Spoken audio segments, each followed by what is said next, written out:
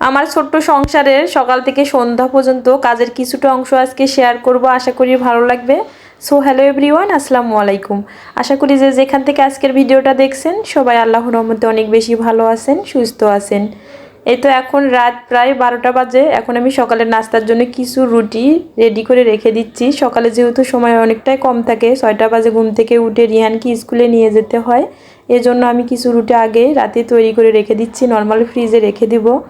এই ভিডিওগুলো বেশ কয়েকদিন হয় মোবাইলের গ্যালারিতে ছিল, তাই ভাবলাম ছোট্ট করে একটা ভিডিও আপনাদের সঙ্গে শেয়ার করি।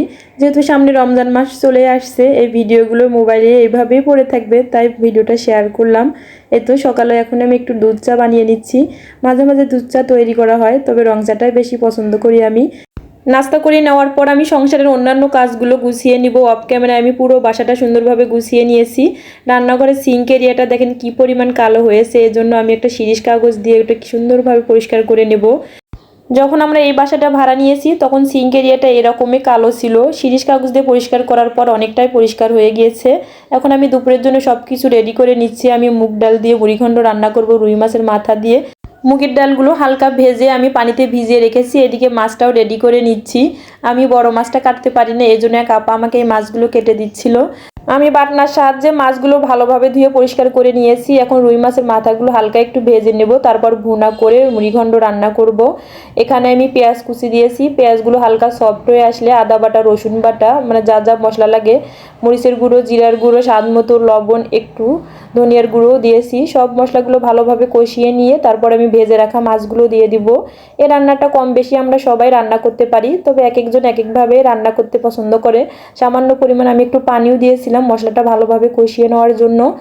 মুড়িঘণ্টটা আমার বাসার সবাই অনেক বেশি পছন্দ করে। আমি লাস্ট পর্যায়ে একটু ভাজা জিরের গুঁড়ো দিয়ে নামিয়ে নিব। আমি অফ ক্যামেরায় একটু ডালগুলো ভালোভাবে সিদ্ধ করে নিয়েছি। আমার ফোনে চার্জ ছিল না, এজন্য আমি পুরো রেসিপিটা শেয়ার করতে পারলাম না।